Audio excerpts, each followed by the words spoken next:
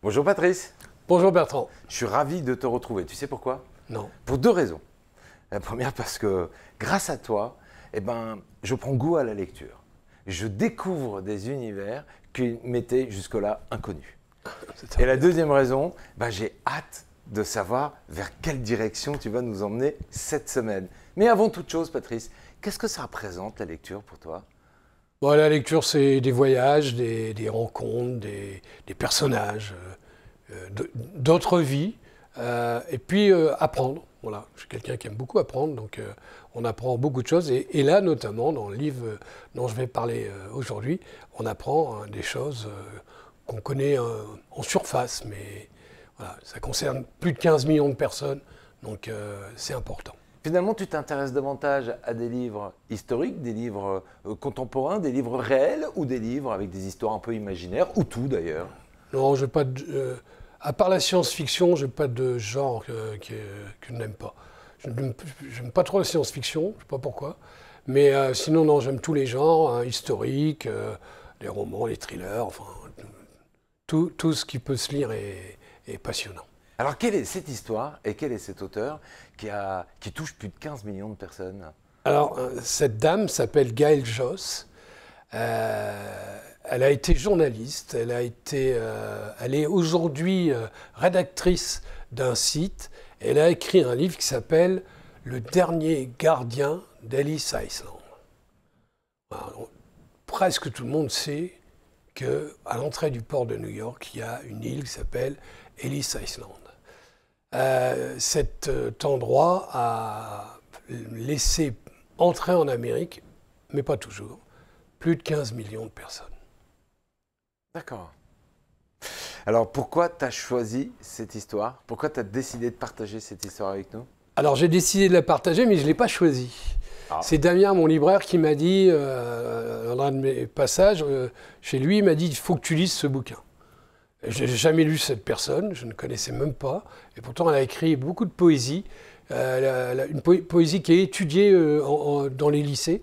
Et il m'a dit « il faut que tu lises ce bouquin, c'est vraiment magnifique ». Et c'est vrai que c'est un bouquin magnifique. Comment il est écrit? Il est facile à lire? Oh oui, oui. Tous les livres que je lis sont faciles à lire. Je ne cherche pas de livres compliqués, enfin dans tous les cas je ne trouve pas de livres compliqués. Et qu'est-ce qu'il raconte alors? Alors, on est en 1954, on va fermer Ellis Island. Et comme je l'ai dit, 15 millions de personnes sont passées par cette petite île qui au départ est à peine plus grande que la surface au sol de la Tour Eiffel. Après, elle a été agrandie, mais au départ, c'est vraiment tout petit. Et au fil du temps, voilà, ça s'agrandit parce qu'il y a un flux de migrants qui viennent de tous les pays d'Europe notamment. Et John Mitchell est le dernier gardien de ce passage pour les migrants. C'est un sujet presque d'actualité. Hein. Et il est tout seul, c'est lui qui va faire la fermeture, et il nous fait revivre toute sa carrière dans cet endroit. C'est quelqu'un qui est rigoureux, qui respecte les règles. Ça n'a pas été un directeur difficile à vivre, tortionnaire ou autre. C'est un type très humain, mais très droit.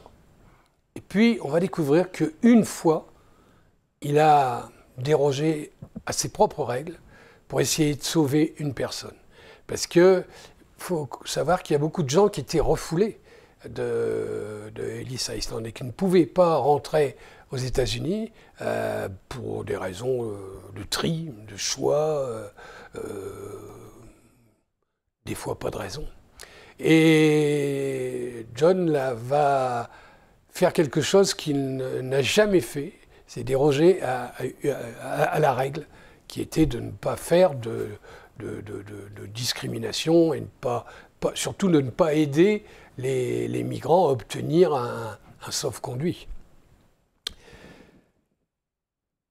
Le livre, il est aussi très intéressant parce qu'il parle beaucoup. Sa femme, elle est morte au début de sa carrière sur l'île. Et il en parle beaucoup. C'est un souvenir douloureux pour lui. Donc il nous parle beaucoup de ça. Il nous parle de plein de... Il nous dresse des portraits de nombreuses personnes qui ont transité là. Aussi bien du côté des migrants que du côté des personnes, du personnel, et notamment un personnage un peu bizarre qui a fait des photos, lesquelles photos ont été versées à un fonds qui est maintenant dans le musée, mais c'était un peu particulier. On ne comprend pas bien le but premier des photos. De ces photos. Puis à la fin, il nous explique que les photos ont été réquisitionnées pour servir de support pour l'histoire. Et ce fameux John, il a réellement existé? On peut considérer qu'il a réellement existé? Alors, tout est tiré de faits authentiques, puisque Ellis Island a existé. Lui, je pense que c'est le vrai, alors c'est un peu romancé, mais c'est le vrai dernier gardien de l'île.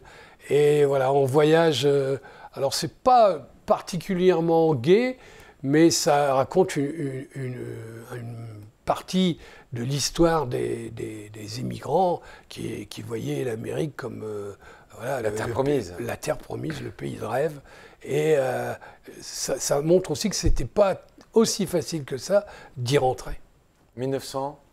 1954, fermeture de Ellis Island, donc le dernier gardien d'Ellis Island par Gaël Josse. Un livre qui date de 1954, pourtant une histoire tellement contemporaine, on la vit aujourd'hui chaque jour dans nos actualités. Merci beaucoup Patrice d'être venu partager ton ouvrage de la semaine et on te retrouve la semaine prochaine. À la semaine prochaine Bertrand, avec plaisir, merci. Merci.